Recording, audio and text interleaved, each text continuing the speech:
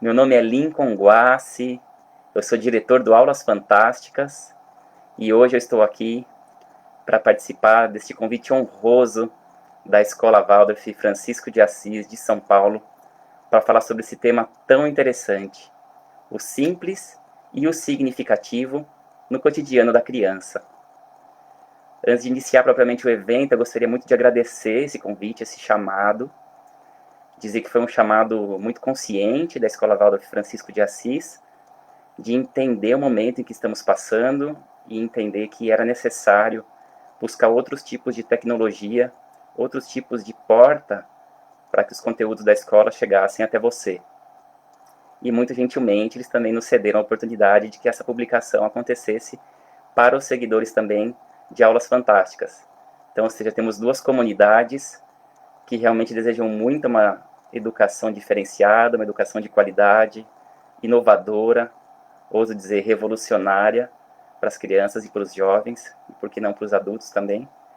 Então, nesse momento, estamos tendo esse momento de brindar realmente as duas comunidades unidas, e isso é muito maravilhoso.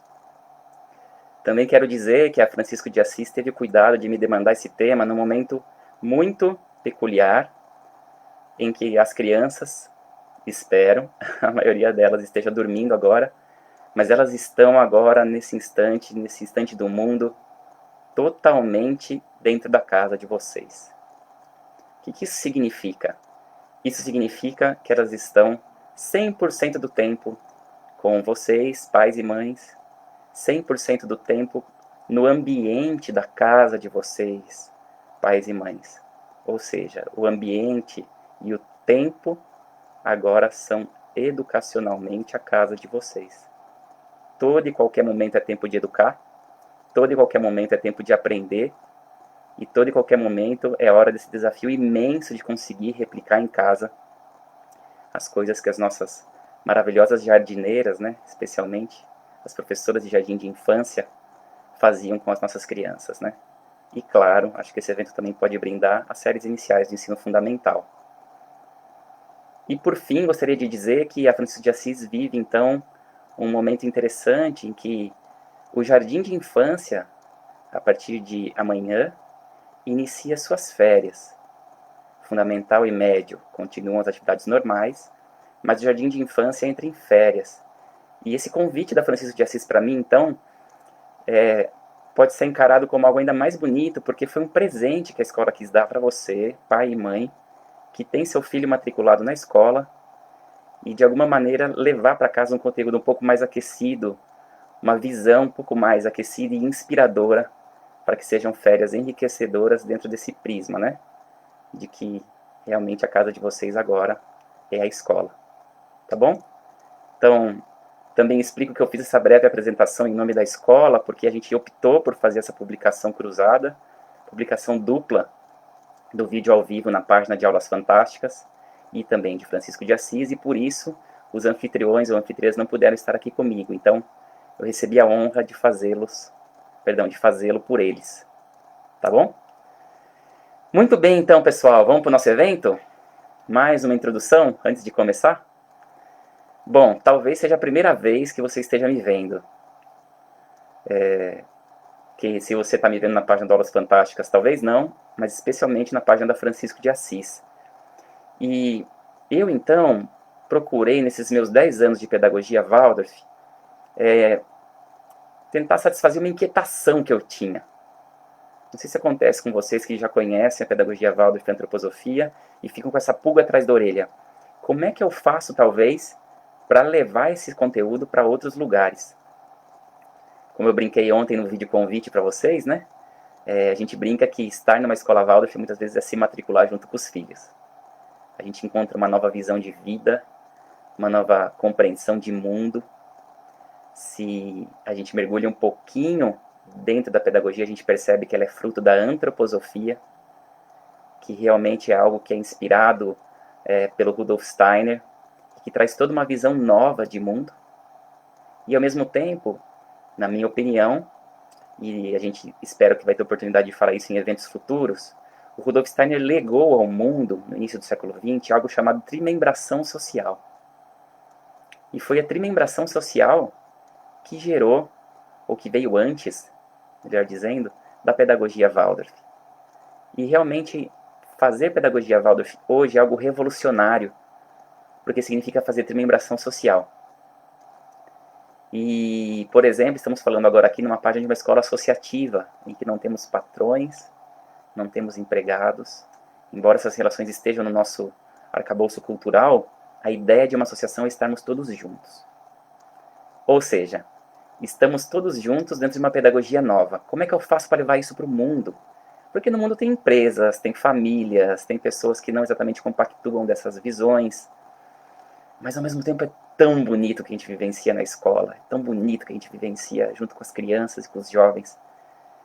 Então, em 2015, me veio uma inspiração de que, de fato, a metodologia que se usa na pedagogia Waldorf, essa sim é universal, completamente universal. Eu sempre costumo dar o exemplo dos gregos, né? Os gregos talvez faziam, anacronicamente, o que significa pedagogia Waldorf. A gente sabe que um jovem que estava a ponto de começar a aprender, então, sobre o mundo, ele conseguia encontrar um tutor, e esse tutor começava a percorrer com essa turma de jovens o mundo, e esses jovens, eles iam perguntando para esse tutor, o que, que é isso, o que, que é aquilo, que árvore é essa, que montanha é aquela, como é que se constrói essa carroça, enfim. E dialeticamente esse tutor ia devolvendo essa pergunta. Como você acha que se faz essa carroça? Como você acha que se chama essa montanha? Por que será que ela é desse formato? Por que essa árvore é desse formato? E nessa dialética, depois da observação do mundo, eles de fato chegavam num conceito. Numa época, no meu ponto de vista, abençoada, em que não tinha apostila, não tinha Google para responder para a gente imediatamente o que são as coisas. A gente tinha que se esforçar para conseguir esse conhecimento por si. E se ele fosse realmente universal, isso ia de fato tocar a todos. E aí a gente chega então nos conceitos, não é? Então, esse tipo de jeito de aprender, que é a metodologia que a gente usa na escola Waldorf, a escola Waldorf não é uma metodologia, ela é uma pedagogia, algo muito mais profundo. Mas esse método, ou seja, levar algo para ser observado, algo que seja próximo do mundo, ou do mundo anímico do ser humano, debater sobre isso, conversar sobre isso e chegar num conceito, isso sim, qualquer lugar em que haja conhecimento, a gente pode conseguir fazer. E então apareceu esse nome, Aulas Fantásticas. Por quê? Quando a gente está diante de algo que está sendo observado, acontece e se explica por si, a gente elocubra essa palavra.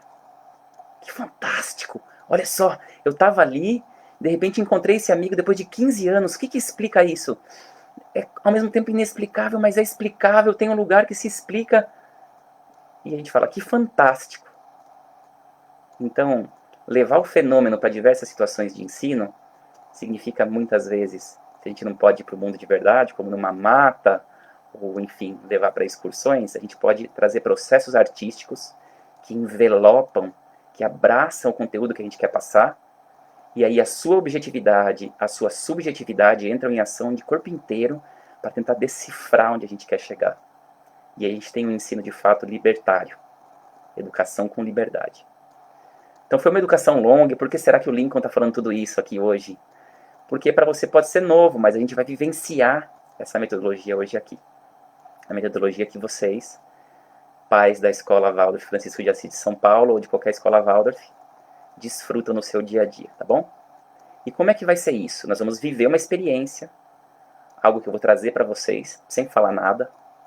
Depois eu vou pedir que você comente nos comentários o que eu for te indicando. E a partir do que vocês forem me trazendo, a gente vai moderar essa contribuição para que de fato a gente chegue a responder esse título, que é quase uma pergunta, né? O simples e o significativo no cotidiano da criança. Tá bom? Então, muito bem, vamos tomar uma respiração bem funda assim. Soltar o ar. Mais uma vez, se quiser mexer o pescoço, mexer as mãos, está um pouco frio, né? Não sei como é que tá aí em São Paulo para vocês. Aqui em Campinas está bastante frio. Talvez até o final do evento eu conte um pouco mais para vocês de onde eu sou, onde eu moro. Muito bem, e agora então a gente vai começar propriamente o nosso evento. Antes de Antes não. Para começar o nosso evento, então, faz parte dele algo que eu quero convidar vocês. Tem uma motivação pessoal minha que faz com que eu esteja aqui hoje também, tá bom? E é realmente se consternar e se sensibilizar com o que a gente está passando no mundo hoje. Então, nesse momento, a gente tem hospitais lotados, equipes médicas totalmente direcionadas para tratar, né, do coronavírus, e todos os dias uma quantidade muito imensa de óbitos que estão acontecendo, né? Então vai fazer parte para mim iniciar nossa experimentação, que a gente se lembre que a gente está aqui hoje para cuidar sim de quem está do outro lado, de quem está em casa, de quem está com saúde, que é algo melhor para as nossas crianças. Mas a gente não pode esquecer nunca do outro lado, em que estão acontecendo coisas bastante dolorosas. Então eu convido que você invoque agora a sua crença, ou feche os olhos um tempo em silêncio, para que a gente inicie nosso evento, tá bom? Mandando sua luz, suas boas vibrações para essas pessoas, para as famílias dessas pessoas, e para os nossos governantes, também para as autoridades mundiais de saúde, para que a gente logo possa sair dessa situação, tá bom? Então, fecha seus olhos e vamos iniciar hoje nosso evento assim, em respeito a essas pessoas.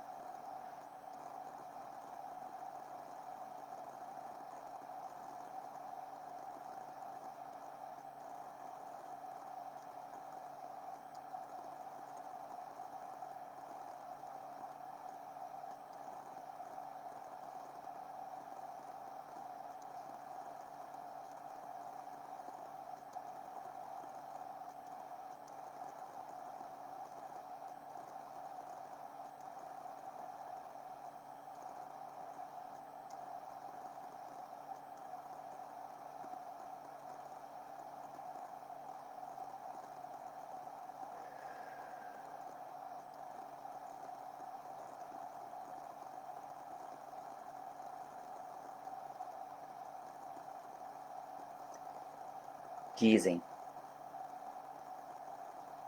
que no século XX, na Índia, nos dias em que vivia Mahatma Gandhi, vivia também uma mulher. E essa mulher tinha um filho.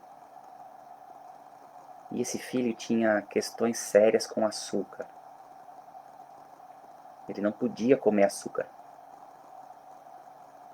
E por mais que essa mãe explicasse e tentasse dizê-lo que isso era perigoso para a saúde e para a vida dele, como um jovem, ele não conseguia entender.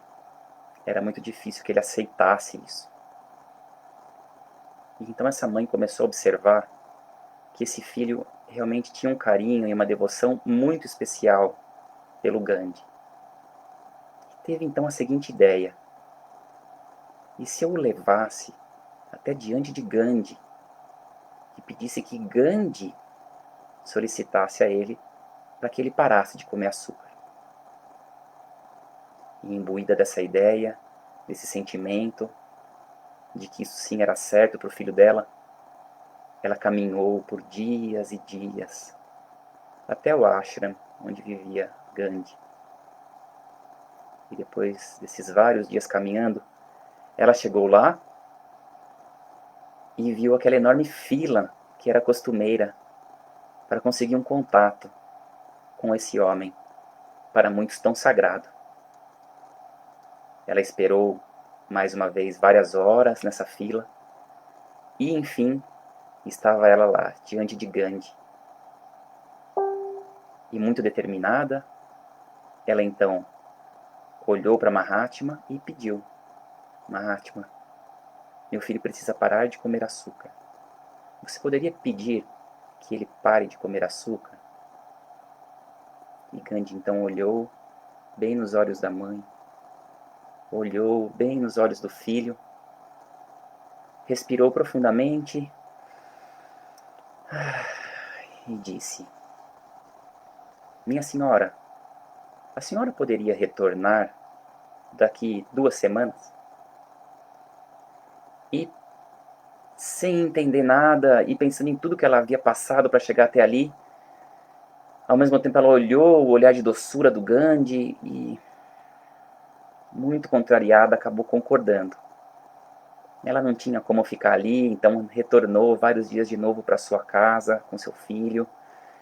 E, calculando então o tempo certo para estar lá dentro de 15 dias, ela novamente se pôs em marcha, caminhou vários dias, esteve de novo diante daquela fila, e então finalmente estava ela de novo diante de Gandhi, que imediatamente reconheceu os dois. E então Gandhi novamente olhou bem nos olhos do filho, olhou bem nos olhos da mãe, e finalmente, olhando para os olhos do filho, disse: meu filho, você poderia, por gentileza, parar de comer açúcar? E o filho, quase que hipnotizado ali por aquelas palavras, por aquele jeito, assentiu com a cabeça, e a mãe percebeu que isso tinha chegado vivamente dentro do coração desse menino. Ao mesmo tempo, vocês podem imaginar a mãe, que por dentro estava totalmente agradecida, mas seguia com essa pulga atrás da orelha. E ela não teve como, precisou perguntar: Mahatma, com todo o meu respeito, eu caminhei dias para chegar até aqui e horas para estar diante de ti. Você poderia me dizer por que não disse, há 2 semanas atrás, a simples frase que você acabou de dizer ao meu filho? E com um olhar cheio de doçura, Gandhi então olhou nos olhos dessa mulher e disse: minha senhora, há 15 dias atrás, eu ainda comia açúcar.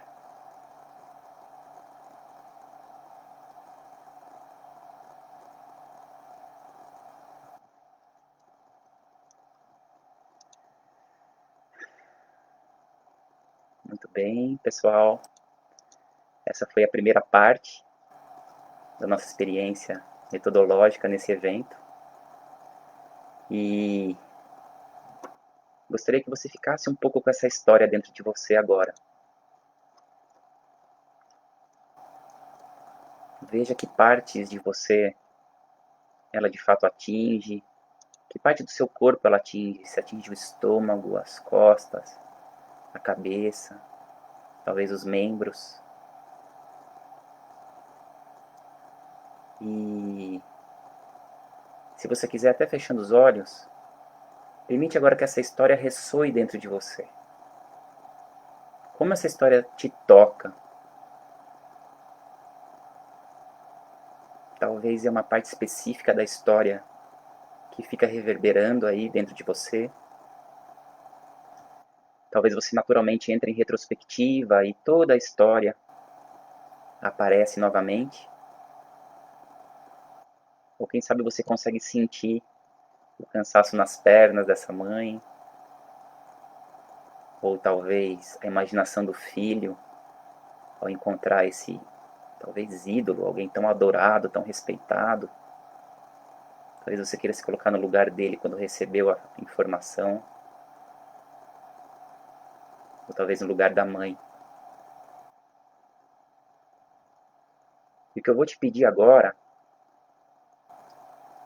é que você permita que no meio dessas imagens que estão ressoando dentro de você, na sua imaginação, que você permita que uma palavra surja. Pode ser que seja uma palavra resumo, uma palavra que resume a lição que você tem da história. Talvez seja uma palavra que eu contei, uma palavra que apareceu na minha boca e você gostou, e ela ficou. Talvez seja uma palavra mais simbólica, um elemento da natureza, ou um arquétipo de conto de fada, que quando você pensa nessa palavra, resume todo esse conto animicamente para você. Ou se você simplesmente, ao fechar os olhos ou ao escutar que eu pedi uma palavra, brotou uma palavra, naquele instante já brotou a palavra. Respeita isso, pode ser muito importante. E o que importa é que agora, todos vocês já tenham uma palavra. E tendo então agora essa palavra muito forte, luminosa dentro de você, talvez com letras douradas ou letras medievais, imediatamente antes e depois dessa palavra, aparecem outras palavras, como se você fosse enxergando uma frase do meio para os extremos. Essa palavra, então, é o centro da frase. E começa a vir uma palavra antes dela e depois. Uma antes da que apareceu, e depois da que apareceu. E talvez já sejam 5 palavras. Talvez nas 3 palavras já terminou a sua frase. Talvez você precise de mais, 6 ou 7. Mas o que importa é que agora surgiu uma frase. E essa sua frase você pode colocar agora no chat, aqui nos comentários. E aí a Hannah, querida amiga, pediu um exemplo. E eu acredito que quem está assistindo a gente agora já vai colocar exemplos para vocês aí nos comentários. Só para eu não roubar essa oportunidade de vocês e fazer uma frase minha, tá bom? Então, por exemplo, a Jorcinete escreveu paz. Aí, Jorcinete, agora que palavras você coloca antes e depois, antes e depois de depois, até formar uma frase. E vamos ver aqui também, nos comentários da Francisco de Assis, se apareceu já alguma frase interessante.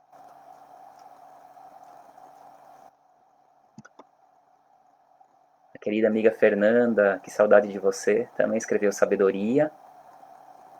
E agora sim, a Eneida já começou a colocar uma frase. Ser exemplo vivo e real. Ser exemplo antes, a querida Anne escreveu. É preciso empatia para alcançar um coração.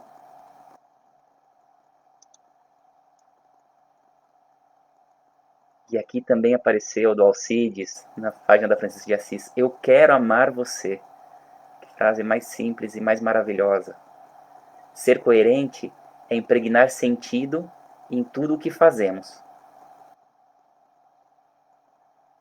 Que outras frases de colheita a gente pode ver aqui? Não posso solicitar ao outro aquilo que não experimentei.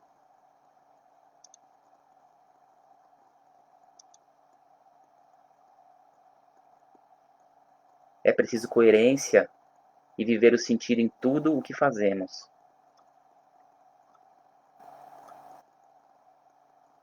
Que exemplo quero ser?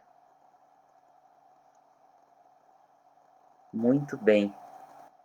E agora, então, eu gostaria de fazer um último desafio. Se você percebeu, depois da minha longa introdução, agora a gente está na parte 2.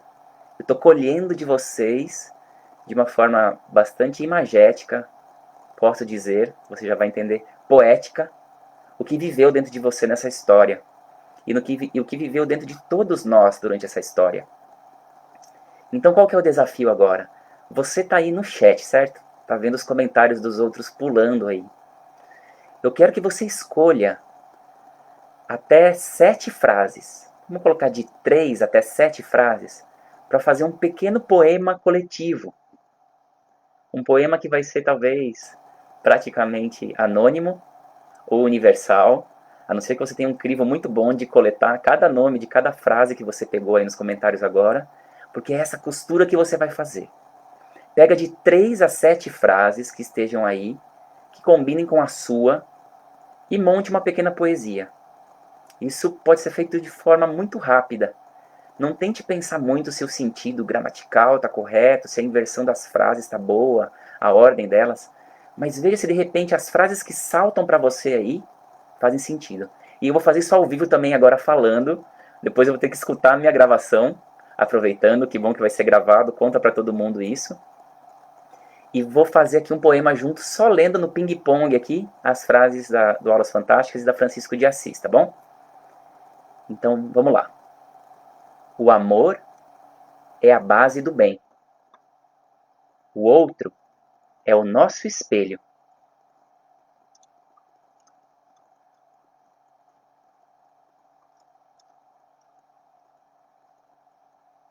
Reflito o que vejo, o que está neste espelho. A persistência leva à concretização. Eu te ouço.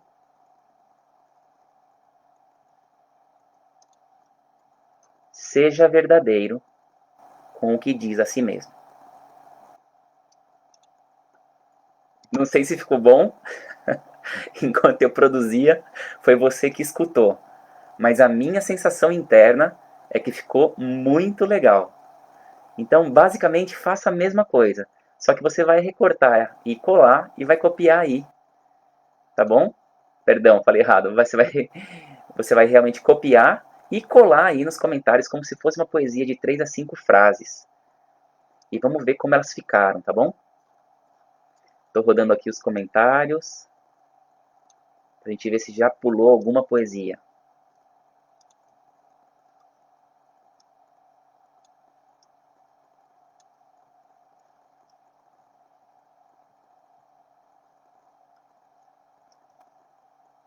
Vamos ver se alguma coisa pulou. Por enquanto eu estou vendo só as frases. Talvez seja algum delay. Então, se você já fez a sua poesia, publica aqui para a gente compartilhar juntos. Eu vou ler aqui também para fazer mais sentido. Opa, vamos ver aqui. Vamos ver a poesia da Tânia Machado. O outro é o nosso espelho. A verdade alcança o coração do outro. Eu te ouço. O amor é a base do bem. Seja verdadeiro com o que diz a si mesmo. Impressionante, Tânia. Muito bom. Não sei se vocês acharam a mesma coisa que eu. Um resultado impressionante. A Baby Prime, berçário de educação infantil, também escreveu: é preciso empatia para alcançar um coração. Não posso solicitar ao outro o que não experimentei. Esse virou uma espécie de frase, né? Quase que uma epígrafe. Ficou muito bonito também. Parabéns. Vamos talvez ver mais uma e a gente dá sequência aqui à nossa programação. Aqui a Dani, da Francisco de Assis. Eu sou um exemplo real, espelho vivo do outro. Com amor, alcanço o objetivo. Muito bonito. Muito bonito, Dani. Muito obrigado. Vamos ver se tem mais alguma outra produção aqui. Temos mais um minutinho. A Camila, aqui na página do Aulas Fantásticas. A importância de ser exemplo do bem é que a verdade que imprimimos é o que é plausível de ser imitado. É preciso empatia para alcançar um coração. Não posso solicitar ao outro o que não experimentei. Realmente é algo impressionante. Impressionante como aparece uma poesia atrás da outra.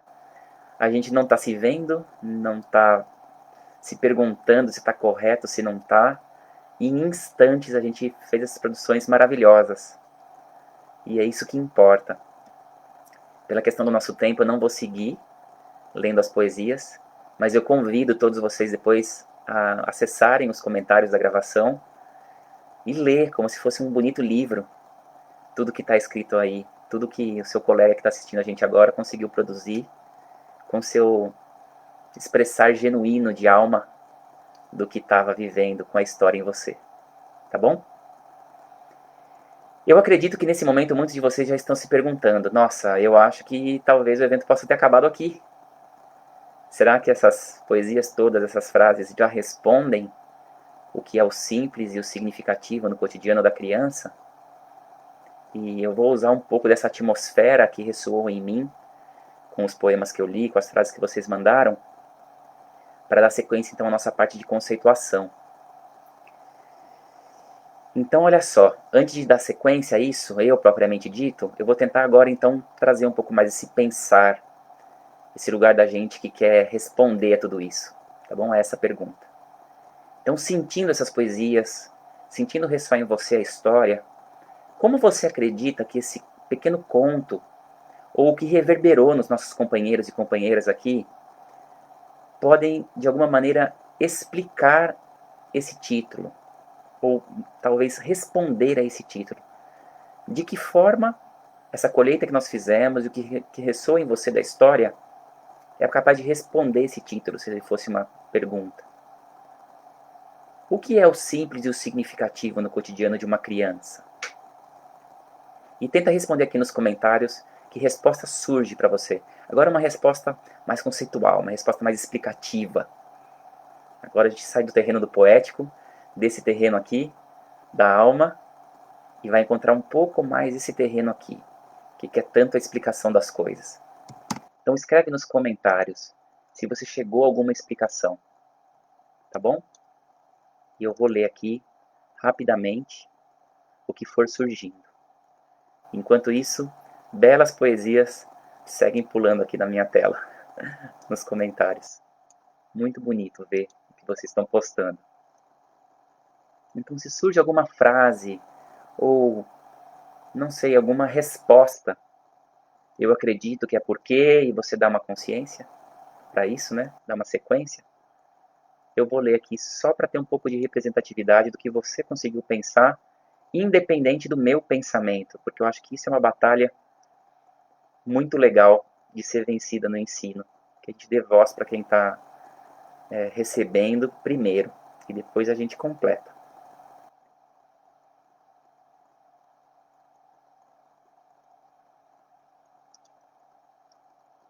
A Nayara está colocando aqui que tem uma poesia mais linda que a outra. Eu concordo, Nayara. Aqui tem uma contribuição da querida Karina Kakuta, lá de Capão Bonito. Eu não sei se já é uma resposta, mas é quase uma resposta poética, né? Ser coerente é impregnar de sentido tudo o que fazemos. É preciso coerência e vivência, verdade para conseguir transmiti-la. Se dá com um exemplo cheio de coerência e verdade. Tenho responsabilidade sobre o que sou e o que chega ao outro. Então, olha só, que bonito essa contribuição da Karina, né?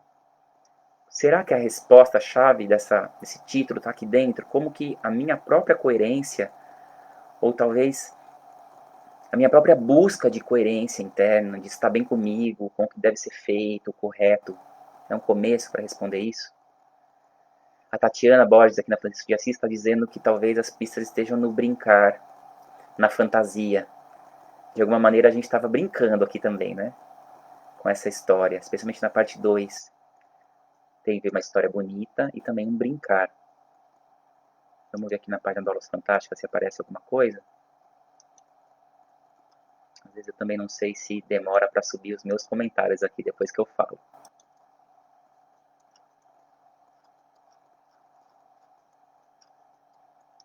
Aqui, vamos ver o que a Marina escreveu. Marina. Entenda um pouco como a teoria de Vygotsky sobre a influência do meio. Ou seja, muito do que é apresentado é reproduzido. Opa! Marina está falando de Vygotsky, mas ao mesmo tempo aparece essa palavra preciosa para pensar nas crianças, a imitação. Já tem uma pista muito interessante por aqui. Vamos ver aqui nas Aulas Fantásticas. O simples é aquilo que fazemos com verdade, e o significativo é o que a criança é capaz de imitar. Olha que interessante. O Aldo também, grande amigo, está dizendo, é um fazer coerente, que proporciona um sentido para a criança. A Camila também, que falou a frase anterior, também colocou da imitação. Vamos começar por aí, então? Imitação. Isso é um chavão muito grande, né? Tanto na pedagogia, como também na vida comum, né? Talvez quando a gente estava ali com os avós, e era muito mais fácil estar com os avós, e os avós também estavam sempre lá pensando, poxa, a gente tem que dar algo interessante para essa criança imitar, tem que dar algo para ela fazer. Ou, na maioria das vezes, se surpreendia, porque estava lavando a roupa ou a louça, limpando a casa, e, de repente, a criança estava fazendo a mesma coisa, né? Então, essa é uma grande chave para a gente começar. E para falar sobre isso, eu vou então juntar as duas coisas. Vocês falaram muito do que eu gostaria de chamar de cuidar de si. Quando a gente vê a história do Gandhi, e vê as poesias maravilhosas que vocês colocaram, e essa busca de coerência, para que de fato as crianças aprendam do que vive dentro da gente, a gente está falando principalmente de cuidar de si. Então, talvez não seja simples, mas complexo, eu estou dizendo para você. Porque cuidar de si não é tão fácil. Não sei se você se identifica com o que eu vou falar, mas na maior parte das vezes que a gente se desconecta dos nossos filhos e das nossas crianças, é porque a gente está cansado, é porque a gente está sem paciência, é porque a gente está sugado. Talvez a gente trabalhou muito o dia todo, talvez elas chegam sentindo a euforia ou a coisa ricocheteando ali dentro de você, de tanta indignação às vezes, ou de tanta coisa pesarosa que aconteceu, e ela chega e já está gritando, querendo te receber, e você, de repente, reage de uma forma reativa. Para fazer aqui uma repetição, né? Então, por exemplo, quando eu tenho coerência, quando eu tenho verdade prática, que é o que eu acho que o Gandhi ensina a gente a fazer, a gente então está dizendo para cuidar de si. Eu posso cuidar de mim. E cuidando de mim, eu consigo ter mais, especialmente essa palavra paciência, para estar com os meus filhos, né? Eu sei que muitos de vocês devem estar achando que isso é um chavão, né? É algo realmente muito simplório, mais do que simples, mas ao mesmo tempo eu gostaria que você carregasse isso dentro de você, tá bom? Como seria na sua vida lidar com seu filho ou a sua filha nesse momento que ele está em casa e, de fato, na verdade, lembrar que se você estiver bem, ele vai estar bem. Como é que significa para você cuidar do seu físico, cuidar do seu anímico, cuidar do seu pensamento? Como seria se tudo isso estivesse equilibrado? Será que a sua criança também estaria assim? Então vou usar um exemplo meu que talvez seja de muitos de vocês, né? Eu, graças a Deus, tenho a bênção de estar hoje lecionando em várias escolas Waldorf. E todas essas associações estão fazendo um esforço incrível para manter os nossos salários. E, ao mesmo tempo, eu tenho essa iniciativa, que é Aulas Fantásticas. Então, para retribuir isso para o mundo, eu decidi fazer as lives. E não é tão fácil fazer isso. Não é só dar um play e começar. Tem uma preparação, tem a criação do evento. E eu tô com eles em casa, e de repente eu escuto um grito, ou escuto eles no jardim fazendo alguma coisa que eu preciso ir lá atrás. A gente já vai como? Já vai energicamente fora de si. E muitos de nós às vezes caímos, e eu me incluo, num erro de que, bom, hoje eu já trabalhei muito, e talvez seja momento para mim. Talvez nem vou encontrar com eles hoje. Minha energia tá ruim, e talvez eu busque inconscientemente uma desculpa de não estar plenamente com eles. Sendo que na verdade o simples é estar com eles. Ah, mas eu não estou conseguindo tempo, essa quarentena está tirando meu tempo. Não sei se você se inclui nessa frase, para mim me inclui. Então eu tenho boas novas para você. Nós já vamos falar disso, mas a criança vive num tempo onírico. Se você já percebeu um bebê quando ele nasce, ele está praticamente dormindo de olho aberto. Você faz uma interação, ele às vezes não reage. Conforme ele vai ganhando os anos, parece que ele está numa atmosfera de sonho. Ele só quer pensar nas árvores ou nos brinquedos. Não adianta para uma criança você ficar falando por causa e consequência. Olha, você tem que tomar banho agora porque você vai dormir depois. Né? Então, muitos de vocês já escreveram a fantasia, ou esse lugar que eu estou chamando agora de sonho, faz com que o tempo para eles seja diferente. E isso é muito importante agora no que eu estou dizendo sobre cuidar de si, para cuidar deles. Se você lembra que o tempo deles não é cronológico, não é quantitativo, eles não sabem o que é 15 minutos, o que é 30 minutos, o que é 1 hora, o que é 2 horas. Se você entende isso, e você tem únicos naquele dia difícil de trabalho, você tem aqueles únicos 5 minutos, mas você decide estar 5 minutos com eles, eles vão se sentir preenchidos pelo seu amor, pela sua presença. Claro que se você pode estar 1 hora, pode estar 2 horas, já se entregou essa tarefa gostosa de virar criança de novo e estar com eles, realmente isso vai mudar muito. Mas o tempo não é cronológico. Lembre-se disso. Muito bem. E para a gente dar sequência a isso, e muitos de vocês estão escrevendo aqui, né, sobre outras contribuições que tem a ver com a imitação. Então vamos ver agora como a gente pode virar esse jogo. A criança aprende por imitação, certo? E se nós aprendêssemos com a criança ou ensinássemos a criança imitando-a? E para isso eu quero falar um pouco da natureza da criança para vocês, como eu estava falando agora há pouco. O Steiner diz que quando um ser humano nasce, quando ele é esse bebê ou essa criança pequena, ele não nasce pronto. Nasce um corpo físico. E sobretudo para esse corpo físico, ele chama uma outra estrutura do corpo de etérico. Corpo etérico. Também existe esse corpo etérico, que ainda está um pouco aí pairando sobre a natureza da criança, mas ele tem a função da vitalidade. É ele que esculpe o físico dessa criança. Enquanto isso, tudo isso junto, né, mais ou menos amadurecido, também tem um corpo astral, que seria quase que o nosso corpo de emoções, poderia dizer assim, de sentimentos.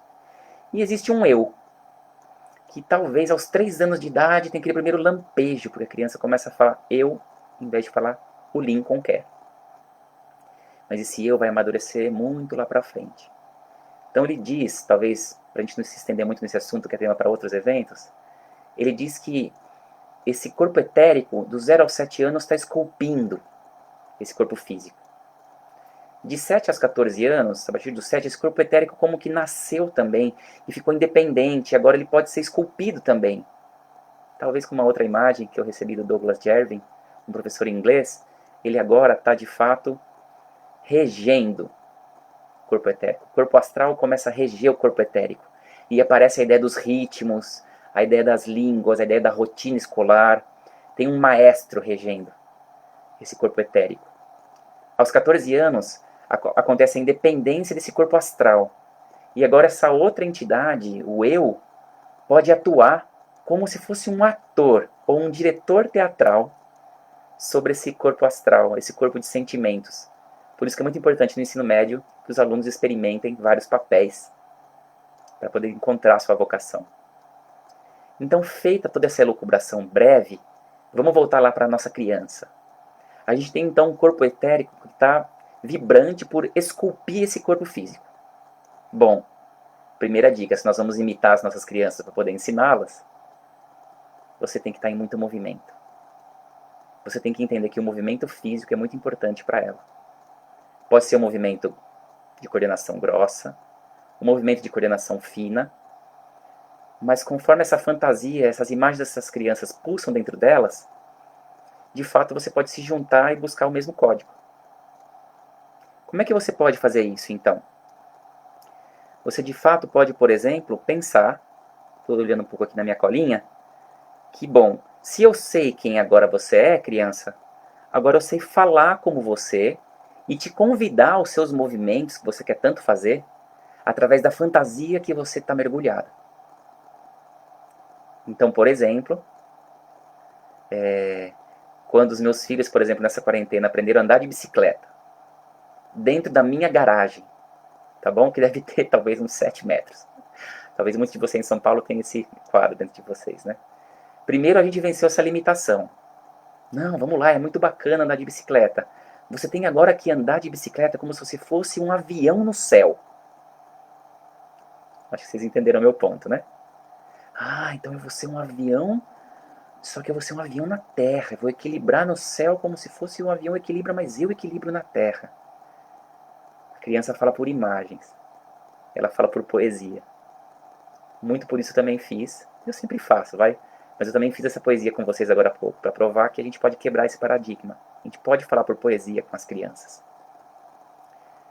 Ao mesmo tempo que as crianças estão no movimento, vou falar um pouco de como coordenar esse movimento daqui a pouco, elas também têm que vivenciar experiências que têm a ver com a rotina. A rotina da casa, a rotina das tarefas. E eu não sei se você se identifica comigo, mas é impressionante como não funciona. Filho, filha, já é hora de ir pro banho, já é hora de ir pro banho, porque depois o jantar vai ficar tarde, depois vocês vão dormir tarde, vocês vão ficar irritados, e o papai vai ficar irritado. E a gente entra numa numa coisa de lembrar o contrário do que eu falei agora que o Stalin nos ensinou. Essa criança não está madura ainda para esse pensamento lógico, racional, consequencial, se eu fosse dizer, né? Então a gente pode lidar com a fantasia. Eu não contei para vocês, mas eu tenho 3 filhos. Eu tenho o Joaquim, de 2 anos e meio, o Francisco, que faz 5 anos agora no final de junho, e a Anitta, que vai fazer 7 em setembro. E eu me lembrei de uma anedota preparando esse evento para vocês, que foi, um dia eu estava nessa com o Francisco. Isso é um assunto para outra live também, ou evento, mas o Francisco é tido como, que a gente diz na pedagogia Waldorf, de cabeça grande. Tem os cabeças pequenas e os cabeças grandes. Por quê? Porque as crianças de cabeça pequena são aquelas muito mais analíticas, aquelas muito mais que conseguem captar esse pensamento mais objetivo, talvez. Estão mais acordadas para o mundo. E os cabeças grandes, eles estão lá, cósmicos, na minha crença, estão lá no céu ainda, mergulhados nas imagens, ficam olhando uma árvore por minutos, ou pegam um brinquedo. O Francisco era assim, quando ele era criança, né? E aí um dia eu estava nessa peleja com o Francisco e lembrei disso. As crianças são fantasia. E ao mesmo tempo, as crianças atendem pela linguagem da fantasia, pela linguagem da poesia, a linguagem da música. E então eu peguei o Francisco e eu falei algo desse tipo, tá? Não vou lembrar o que eu falei, mas eu falei algo desse tipo. Francisco, seu danado, vai logo pro banho, senão ele vai ficar gelado. Uma rima simples. Ou, vem pro banho sem parar, senão já já não podemos jantar.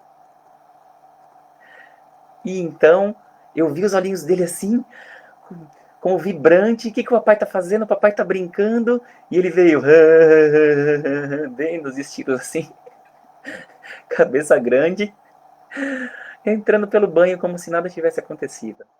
Né? Então lembra de você imitar a criança na sua fantasia. Entra no mundo dela e usa esse mundo dela para também conseguir as coisas importantes do dia a dia que você precisa. Outra coisa que acontece sempre comigo é com o Joaquim. O Joaquim, então, tá naquela peleja para comer, não sei se vocês se identificam com isso, e de repente vem o Joaquim e eu falo, Joaquim, olha, essa bocada então não é para você, tá? É pro duende de gorro azul. E eu dou um pouco de virada no rosto assim, e de repente tá ele comendo. Eu falo, ué, Joaquim, quem comeu essa bocada? Foi o duende de gorro azul. Então, se a gente é poético e mergulha nessa fantasia, eles vão nos obedecer. Porque, como na história do Gandhi, empaticamente, a gente de fato vai estar no mundo deles, né? Então, o que mais eu poderia dizer para vocês sobre isso? Ah, algo muito importante. Também aconteceu com o Joaquim anteontem, né? Joaquim estava indo dormir, a soneca. Como é importante a soneca da tarde. Já vou dizer um pouco para vocês sobre isso. E aí o Joaquim deitou comigo na rede, nós temos uma rede onde eles dormem aqui. E aí eu perguntei para ele, Joaquim, que música você quer ouvir hoje para dormir?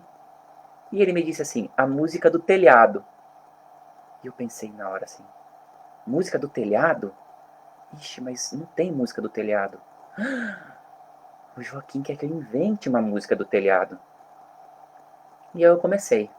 Brotou assim, né? Tem que se arriscar, começar a cantarolar. Aí aparece. Acho que isso é uma grande palavra para fazer com as crianças. Se arrisca na fantasia delas. E eu comecei a cantar assim. Na minha casa tem um telhado lá no alto. A chuva cai, a água escorre pelo telhado lá no alto. E ele começou a se aninhar, começou a se aninhar. E hoje eu perguntei para minha filha, pra Anitta, né, tem 7 anos, como é que era essa música, filha, que eu cantei 2 dias atrás? Embora ela não cantarolasse propriamente tudo certinho, ela simplesmente lembrou de todas as palavras, ou praticamente todas as palavras. Então a fantasia toca dentro da criança quando você dá uma instrução, quando você está presente e está empaticamente no mundo dela. E então, gostaria um pouco de falar do que vocês começaram a dizer sobre o ambiente. Nós exploramos na história do Gandhi hoje, especialmente o ambiente interno.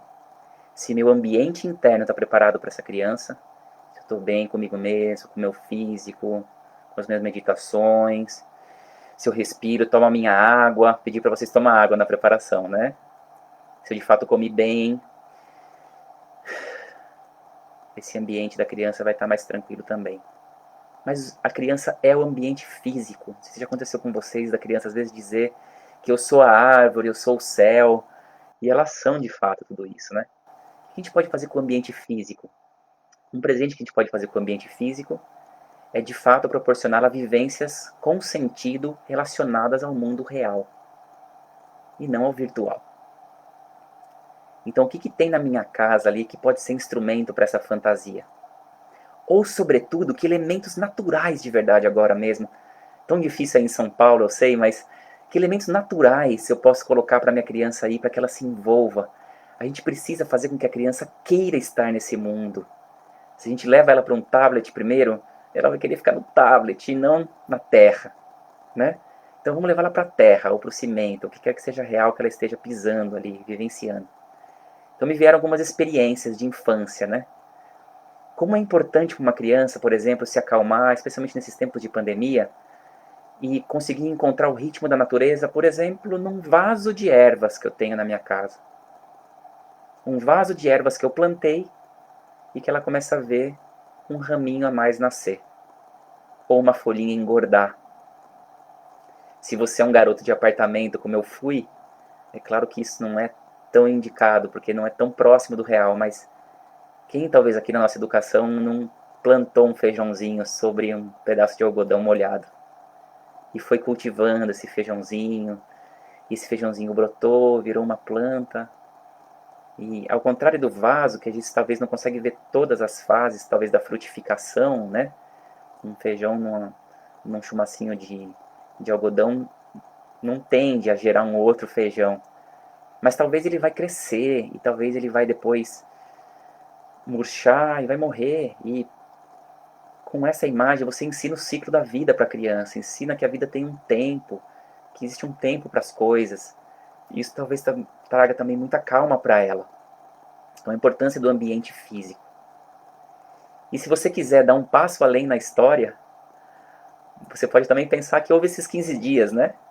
Para acontecer a mudança de atitude do Gandhi, né? Para que ele vivesse de fato tudo isso.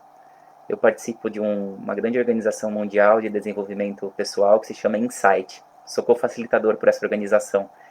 E lá no nível 2 do Insight, no Insight 2, aparece justamente isso, quando termina. É um seminário tão profundo que no final eles dizem assim, se você vai tomar uma atitude drástica, uma mudança drástica na vida, espera 15 dias.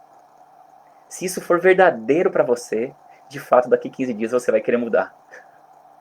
Então existe um tempo para as coisas, a história também nos ensinou isso.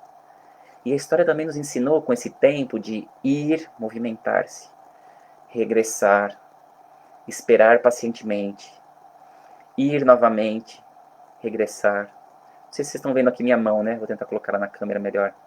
Eu estou fazendo justamente esse abrir e fechar. E a gente pode pensar que talvez não seja natural para você, mas a criança também está aprendendo a respirar. Respirar com os ritmos da natureza. Eu não falei antes, tá? Mas voltando rapidinho, porque é um exemplo muito bom. Se você está em São Paulo e está difícil de encontrar natureza, que tal religiosamente estar no pôr do sol com a criança ou no nascer do sol e perguntar as cores que aparecem para ela? E ela vai perceber que todos os dias tem cores diferentes, né? Então, voltando a essa imagem, dando prosseguimento de novo, ou seja, no próprio nascer e pôr do sol também tem uma respiração. E na rotina da criança, você também pode elaborar uma respiração. Meus filhos, por exemplo, acordam, normalmente já com fome. Então tem um movimento de comer. Depois eles têm um movimento de fazer algo físico para digestão. Normalmente eles vão brincar. Aqui, graças a Deus, a gente tem um jardim, mas eu já vi em dias frios eles brincarem com seus brinquedos bastante autonomamente. E aí, de repente, eu já começo a perceber que a coisa começa a engrossar. Já começam a atritar entre os três. Então, opa, já é hora de fazer algo dirigido. Uma brincadeira dirigida. Talvez algo de imitação, com palma ou com pé. Talvez uma música, talvez uma dança. E depois talvez já seja a hora de tomar um lanchinho. Talvez depois do lanchinho se possa contar uma história. Algumas crianças ainda têm uma soneca antes do almoço. Mas como é que eu posso, dentro da minha rotina, lembrar disso? As crianças precisam respirar. Respirar é contrair e é expandir. E se eles de fato estão fazendo isso, algo simples no seu cotidiano está acontecendo e elas estão respirando junto com você. E por fim, então, eu gostaria de compartilhar com vocês, já que nós falamos, né, de tanta coisa bonita. Vou fazer uma retrospectiva rápida, que nosso tempo está terminando. Então, cuidar de si para poder cuidar dessa criança. Também falamos de quem é essa criança, totalmente imersa em fantasia. E se você consegue captar a linguagem dela, de fato você vai ter muitos frutos. Depois lembrar disso, o que elas precisam desenvolver? Sobretudo o físico. Né? Ah, Lincoln, tá, você falou de andar de bicicleta, eu também não tenho nem garagem, estou no apartamento. Tá, uma corda então. Será que a gente consegue pular corda? O Joaquim pula aquelas cobrinhas, sabe? Você faz aquelas cobrinhas assim, no chão, e o Joaquim pula de lá pra cá. A Anitta já consegue pular corda. Né? O Francisco está no meio dos dois. O que eu posso fazer com o movimento físico? Por exemplo, se eu estou cantando e estou varrendo, e também entrego uma vassoura para essa criança maior, ela vai ver que tem prazer nas tarefas da vida. O Joaquim danado quer cortar o quiabo. Então a gente senta, dá uma faca de sobremesa para ele, e ele corta o quiabo. Movimento físico, rotina. E tudo isso então atrelado ao ambiente externo, quanto mais natural melhor. E por fim, a rotina que rege esse ambiente, que é muito importante. Né?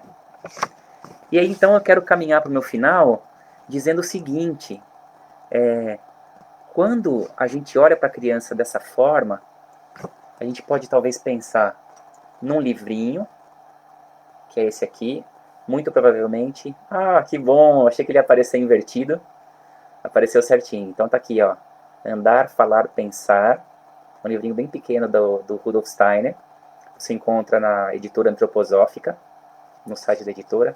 Nesse livrinho ele fala um pouco da natureza da criança e escolhe essas palavras. A criança aprende a andar, depois aprende a falar, e no final do primeiro setênio já está um tanto amadurecida para a gente começar a falar num pensar. Talvez não seja esse pensar lógico, analítico, racional que eu falei para vocês, que desabrocha mais na puberdade em diante, mas ela de fato já alcança algo assim. E nesse livrinho ele dá coisas preciosas, que provavelmente você já viveu. Quando seu filho estava aprendendo a andar, e você estava ali torcendo, você estava assim de fato totalmente com ele, existia amor. No andar é preciso amor. Quando ele está aprendendo a falar, e de fato, pensem nisso, né? Eu também sou artista da fala, né? Professor de arte da fala. A gente fala que a fala é como se fosse a cabeça da alma. Ela tá vindo aqui a voz e de repente para aqui, não vem para cá. Por isso que é tão difícil a gente às vezes falar algo, né, do que a gente está pensando. Tem uma cabeça aqui da alma, que é essa fala. E nessa fala, a gente precisa ter verdade. Se tem verdade na nossa fala, essa criança aprende a falar direito. Uma boa dica aí para as fonoaudiólogas que estejam nos assistindo, né? Então use a história do Gandhi. Eu tenho que falar algo que seja verdade dentro de mim. E por fim, porque puxei também esse livro do Steiner para também completar a ideia da rotina, das instruções, que é algo que eu acho que vocês estavam esperando nessa live. No pensar precisa ter clareza. E às vezes a gente não é claro no pensar com as nossas crianças. Então, por exemplo, filho, filha, agora é hora de tomar banho. Ah, pai, mas por favor, só mais um pouquinho de brincadeira. E aí a gente, em vez de renegociar, fala, meu Deus, vai então, né? E não alinha essa verdade com essa clareza, né? Ou então cede, sem pensar muito, porque já tá, desculpa a palavra, mas já tá de saco cheio, já tá bem impaciente. Então, lembra do Gandhi, alinha essa palavra antes, alinha esse pensar antes com clareza. E essa criança, de fato, vai conseguir alcançar esse estágio do pensar. E muito da rotina tem a ver com isso. Então, se você está com clareza no seu pensar, você vai saber o que solicitar para essa criança. E aí eu acho que entra num erro muito grande de nós pais também. Às vezes a gente pede coisas que, de fato, a gente não vai honrar, não vai bancar até o final, depois vai ceder. E isso plasma na criança de um lado que é assim, papai não tá claro. Se eu manipular aqui, talvez ele mude de ideia. E quando a gente tá cansado, voltando lá no começo da live, é mais difícil ainda, né? Então, por exemplo, aqui em casa, eu poderia dizer algo assim: Anitta, ou você agora vai dormir, ou eu vou tirar essa boneca sua que você adora. E o que vai acontecer é que eu posso tentar buscar uma causa e consequência ali, mas a Anitta vai ficar sem a boneca que ela adora, vai começar a chorar, vai acordar mais ainda os outros irmãos. Como é uma arte isso também, gente, de buscar no simples, na frase correta, algo que eu possa fazer e que eu possa cumprir. E ao mesmo tempo, acho que a grande dor pode ser essa. Se eu falei algo que é demais, que é grande, e veio o dó, agora acho que você vai ter que cumprir. Porque a verdade e a clareza podem ser muito mais fundamentais na vida dessa criança. Então, cuidado com o que você diz nessa rotina, com o que você instrui. Tá bom? Eu já passei 5 minutos aqui e só quero realmente então agora finalizar te dando meu último presente. Tá bom? Bom, qual é a nossa recompensa se a gente fizer tudo isso que eu estou convidando você a fazer? A gente tem uma recompensa, não é? A recompensa qual é? Eu consigo alegria nesse fazer com a minha criança. Eu consigo assumir para dentro de mim, poxa, que como quando eu era criança eu tenho fantasia, eu tenho criatividade. Eu talvez poderia pegar essa música que eu cantei para vocês agora e elaborar ela melhor aqui no meu estúdio, sei lá. Mas eu tô de fato junto com essa criança, o meu eu tá junto com essa criança, né? E olha que interessante, se eu tô junto com essa criança, eu de fato faço o que talvez vocês aí, pais e mães de jardim, estão escutando há muito tempo das jardineiras, professoras de jardim de infância. Agora, meu querido, minha querida, eu preciso que você seja o meu eu dentro de casa. E quando eu estou no jardim de infância, eu me nutro, eu me cuido com esse eu pro seu filho. Cuido desse ambiente. Agora é você que tem que cuidar. Então, eu sei que às vezes a gente esmorece em tudo que eu estou falando. Estou falando como pai também, tá? Mas de repente, no momento que a gente fica tão em dúvida, né? Sobre a escola, a dificuldade de manter os filhos na escola. Existe tanta coisa acontecendo e eu respeito todos esses movimentos. Mas essas pessoas abençoadas, essas jardineiras que mergulham profundamente nessa arte de desligo o meu pensamento lógico-racional, mergulho na fantasia, dirijo a rotina. Elas que praticam isso com tanta arte agora podem ser guardiãs ou guardiões, porque também tem jardineiros muito especiais para você. Então eu acredito que em todas as escolas Waldorf, nesse momento, as jardineiras e jardineiros estão tentando mostrar essa direção para os pais, confiando de que os pais conseguem, de fato, ser esse eu que a criança tanto precisa. E pode ser muito divertido para sua criança interna estar com essa criança e vibrar com ela no aprendizado dela. Fazer com que ela viva feliz, viva com alegria, viva com vontade de comer e beber esse mundo e cooperar com você, o que eu acho que é o mais importante para a gente completar esse momento dessa live. Tá bom? Então acho que é isso, para poder completar o que eu precisava. Eu pulei bastante daqui dos comentários, tem gente ainda fazendo poesia. Viu como dá certo? Eu falo que dá certo. Aqui também já tem algumas pessoas agradecendo. Aqui tem um compartilhar também dizendo que o filho tem 3 anos e pede tudo cantando. Então, pessoal, é essa alma de fato que a gente precisa viver e encontrar nas coisas simples do nosso dia a dia e como a nossa rotina de fato pode se equilibrar dentro do nosso trabalho remoto, enfim. É basicamente tudo isso que eu gostaria que vocês levassem para casa hoje, nessa sexta-feira. Então, eu gostaria mais uma vez de agradecer a oportunidade da Escola Waldorf Francisco de Assis de me convidar para essa live. Eu espero que ela possa ter aconchegado vocês e a comunidade da Escola Waldorf Francisco de Assis nesse momento. E quero aproveitar para divulgar para vocês que ambas as iniciativas estão tendo movimentos, tá bom? Eu não posso dizer com tanta propriedade sobre a Francisco de Assis. Convido vocês a acompanhar o Facebook oficial da escola, facebook.com/, EWFA Oficial, sempre me perco nas siglas, facebook.com/EWFA Oficial. Eles têm também um Instagram, então por lá vocês podem ver também os eventos que possam surgir em decorrência dessa live de hoje. E o que eu posso falar com propriedade é que o Aulas Fantásticas segue meditando assuntos pertinentes para esse momento e te entregando isso através de lives. E então, no dia 13 de junho, nós temos uma nova live aqui na página, com a Mariana Valmórbida, nesse caso, e ela tem tudo a ver com você que está assistindo a gente hoje. A live se chama a criança de 0 a 7 anos. E nessa live a Mariana vai explorar um pouco mais profundamente as leis que regem os intervalos dessas idades. Né? Esse início, 1 a 3 anos, esse meio, 4, 5 anos, esse final de 6, 7 anos. Com leis que a antroposofia, a pedagogia Waldorf e outras ciências exploram sobre esse tema. E convido você também a explorar as outras lives que já aconteceram, tá bom? Estão todas disponíveis na página do Aulas Fantásticas no Facebook e no nosso canal no YouTube, facebook.com/Quero Aulas Fantásticas. E você pode também pesquisar por Aulas Fantásticas lá no YouTube que você vai encontrar o nosso canal, tá bom? Tem também um grupo de informes sem interação que você pode participar para poder comunicar a vocês os eventos, ou se você quiser por lista de transmissão, a gente pode também enviar os avisos para vocês, tá bom? E é isso.